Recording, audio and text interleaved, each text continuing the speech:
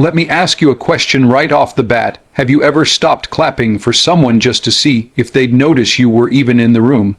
Because sometimes the most powerful move you can make is silence. Stillness, distance. You see, in life we give time, loyalty, love, and energy. We show up for birthdays, we answer calls at 2 a.m. We defend people who wouldn't lift a finger for us, and we keep doing it, thinking that's what strength looks like. But real strength, real wisdom, it's knowing when to walk away and having the courage to actually do it. Now here's the truth. When you walk away, the masks come off. That's when you find out who was real and who is just comfortable. People will show you exactly who they are when they think they no longer need you, and that can hurt, especially when it's someone you rooted for, someone you believed in, someone you loved. But let me tell you something, your value isn't determined by how much you can endure. Your worth is not up for debate. If you're constantly pouring into others while your own cup runs dry, you're not being noble, you're being used. Sometimes the most loving thing you can do is to walk away, not out of anger, but out of peace, out of respect for your own heart. Because distance doesn't just protect you, it reveals them. Let them react.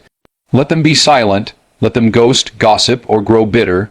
That's not your weight to carry. That's them revealing their character, not you losing yours. And hear me on this, if your absence triggers their disrespect, your presence never earned their respect in the first place. You deserve friends who celebrate you in every room, not just when it's convenient. You deserve love that's consistent, not conditional. You deserve to feel seen without shouting, to feel valued without begging. So stop begging for breadcrumbs when you were built for the banquet. Walk away with your head held high, with your spirit intact, and you'll see who they really are, but more importantly, you'll remember who you are. Silence and distance have a way of exposing the truth in ways that words never can. When you're constantly present, constantly available, people get used to your energy, your loyalty, and your time. They begin to expect it. They begin to take it for granted. It's not always intentional, but it's human nature. We don't always appreciate light until we're standing in the dark. When you choose to step back, when you stop answering every call, stop showing up uninvited, stop giving without receiving, that's when you start to see who values you for who you are, and who only valued what you could give. Distance makes people uncomfortable, not because you're doing something wrong, but because your absence disrupts their routine. It forces people to confront the reality of your presence or lack thereof. Suddenly, the silence becomes a mirror, and that mirror reflects more than just your absence. It reflects their behavior, their choices, their intentions. It reveals whether they were ever really there for you, or simply there for what you offered them. When you create space, you give others a choice, to meet you halfway or to walk the other way, and that choice is powerful, because in that silence, you'll see who reaches out. You'll see who checks in, who notices, who cares. You'll see who asks, "Where have you been?" and who never even realizes you're gone. And that's the truth you need, not the one covered in smiles and polite words, but the one that shows up when no one's performing. You don't always need confrontation. You don't need to explain yourself. Sometimes, the best way to find clarity is to remove yourself from the noise, to give others the chance to respond without prompt. It's in that response, or that lack of one, where the truth lies. People will always tell you what you mean to them by how they treat you in your absence. You just have to be brave enough to give them the space to show it. Your worth isn't defined by how much you tolerate. In a world that often confuses endurance with strength, it's easy to believe that the more pain you accept, the more loyal you are, that the more you let slide, the more loving you are. But that's not love, that's not loyalty, that's self-neglect disguised as patience. There's a dangerous narrative that glorifies suffering, especially when it comes to relationships, friendships, or even work. We're taught to stick it out, be the bigger person, or keep the peace, but at what cost? When your peace becomes the price, that's not strength, that's sacrifice, and not the noble kind, the silent kind that chips away at your spirit piece by piece. Being strong isn't about staying in places where you're undervalued. It's not about smiling through disrespect or nodding through discomfort just to keep others happy. True strength lies in boundaries. In knowing when enough is enough, in recognizing that your mental health, your emotional stability, and your self-respect are non-negotiable. You're not weak for walking away. You're not selfish for saying no. You're not cruel for choosing yourself when no one else does. That's not arrogance, that's survival. That's self-worth in action. Too many people wear their tolerance like a badge of honor, as if staying silent in the face of disrespect earns them love. But it doesn't. All it earns is more disrespect, because when you show people you'll accept less, they'll keep giving you less. They'll test your limits until you forget you had any. And the longer you stay, the harder it becomes to see that what you're tolerating isn't love, it's emotional erosion. You start shrinking yourself to fit into spaces you were never meant to occupy. You start confusing familiarity with value, history with connection, and attachment with affection. You are not defined by how much you can carry. You are not here to break under the weight of other people's expectations. You don't have to keep proving yourself by suffering. You don't owe anyone your silence in exchange for their comfort. Your worth was never meant to be measured by your pain threshold. It's meant to be measured by how deeply you honor yourself. Walking away is a form of self-respect. It's a decision that often feels heavy, not because it's wrong, but because it demands courage. It means choosing yourself in a world that often teaches you to choose others first. You can love someone deeply and still know that staying is costing you your peace. You can care about a friendship and still recognize when it's become one-sided. Walking away isn't about giving up. It's about waking up to the reality that not every space deserves your presence, not every person deserves your energy, and not every situation deserves another chance. So many people stay in places where they feel unseen, unheard, and unappreciated, all in the name of loyalty. But loyalty to others should never come at the expense of betrayal to yourself. When you constantly stay in environments that diminish your spirit, you start to believe that's all you're worth. But the moment you choose to walk away, you send a powerful message to the world and to yourself that you are no longer available for disrespect, for inconsistency, or for conditional love. It doesn't mean you don't care. It means you care enough about yourself to stop shrinking. It means you've stopped chasing people to validate you, stopped begging them to change, stopped waiting for them to notice your pain. Walking away is reclaiming your power. It's refusing to participate in cycles that drain your soul. It's drawing a line, not out of anger, but out of clarity. And sometimes that clarity comes quietly, over time, as you begin to see that love should never feel like survival. There's freedom in walking away, not because the decision is easy, but because it's honest. You finally stop lying to yourself about how much it hurts. You stop pretending that things will magically change. You accept that you can't control how others treat you, but you can control how long you allow it. Walking away may not always look strong from the outside, but it is strength in its purest form. It is choosing peace over chaos, self-worth over approval, and growth over comfort. It's the kind of strength that doesn't roar, but whispers, "I deserve better than this." Real relationships are consistent, not conditional.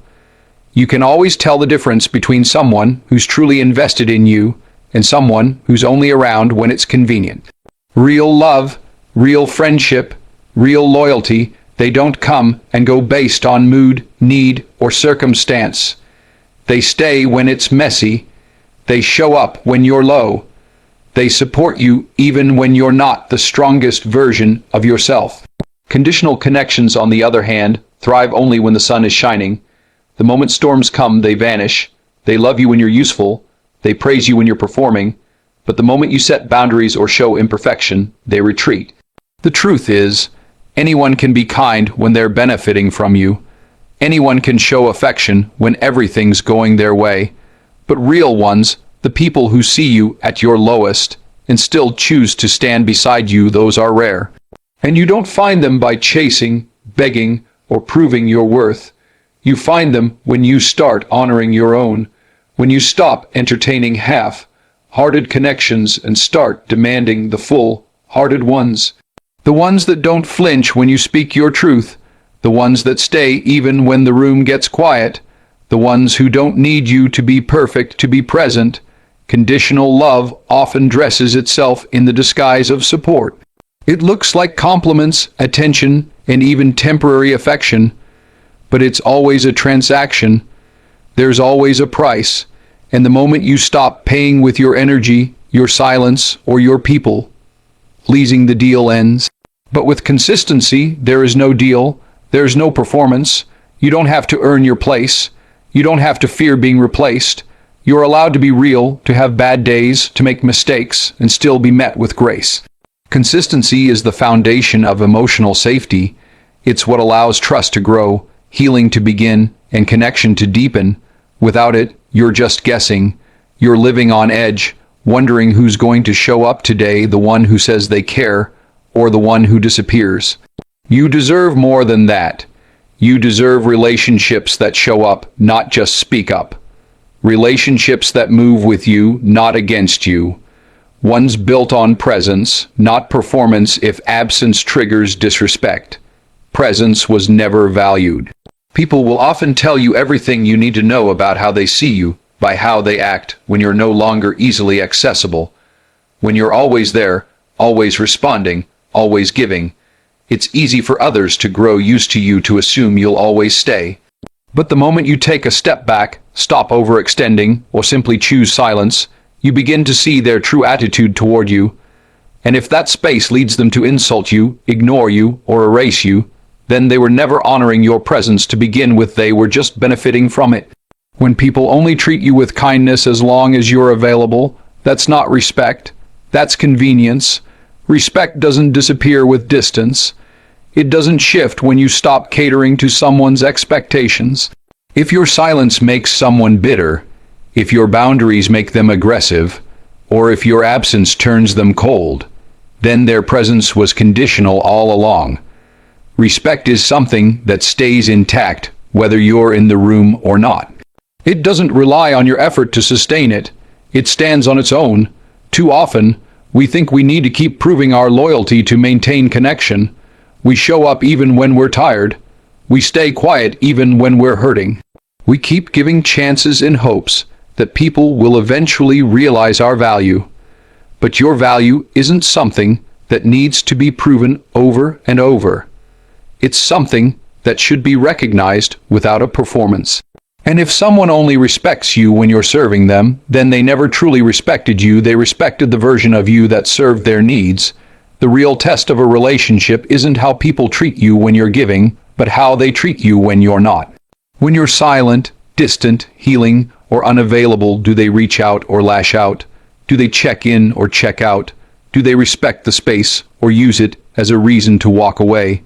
Their reaction to your absence is often more honest than their words during your presence. Because that's when the masks fall, that's when intentions surface, and that's when you learn who truly sees your worth without needing to constantly prove it to them. Through sacrifice, walking away helps you rediscover your own power. When you're constantly surrounded by noise, by the expectations of others, by the demands to keep showing up even when you're exhausted, you start to forget who you are. You begin to lose touch with the strength that lives within you, because your focus is always outward on pleasing, fixing, proving, and staying. But the moment you choose to walk away, not in anger but in clarity, something begins to shift. You create space, and in that space, something sacred happens. You hear your own voice again. You remember the dreams you silenced, the boundaries you blurred, the identity you tucked away to keep other people comfortable. You realize how often you twisted yourself just to fit in, how much energy you spent explaining yourself to people who never really listened, how much time you gave to those who didn't value it. Walking away is not about abandonment. It's about alignment. It's about stepping back from what no longer serves you so you can step into what actually fulfills you. There is a certain kind of strength that only reveals itself in solitude. When you're no longer relying on outside validation, you start creating your own. When you stop waiting for someone to choose you, you start choosing yourself, and that choice echoes through everything. It shows up in how you speak to yourself, how you carry yourself, how you make decisions moving forward. It teaches you that you were never as dependent as you thought, that your peace is not in someone else's hands, that your worth doesn't come from being needed, it comes from being whole. When you walk away, you're not just leaving something behind, you're walking towards something better. You start investing that same energy back into yourself. You begin to nurture your own growth, protect your own peace, and honor your own heart. You become your own home again, and the people who truly love you, the ones who are meant to be there, they won't disappear when you do this. They'll support the journey, they'll celebrate your strength, but most importantly, you'll no longer need them to complete you, because walking away taught you that you were never incomplete in the first place.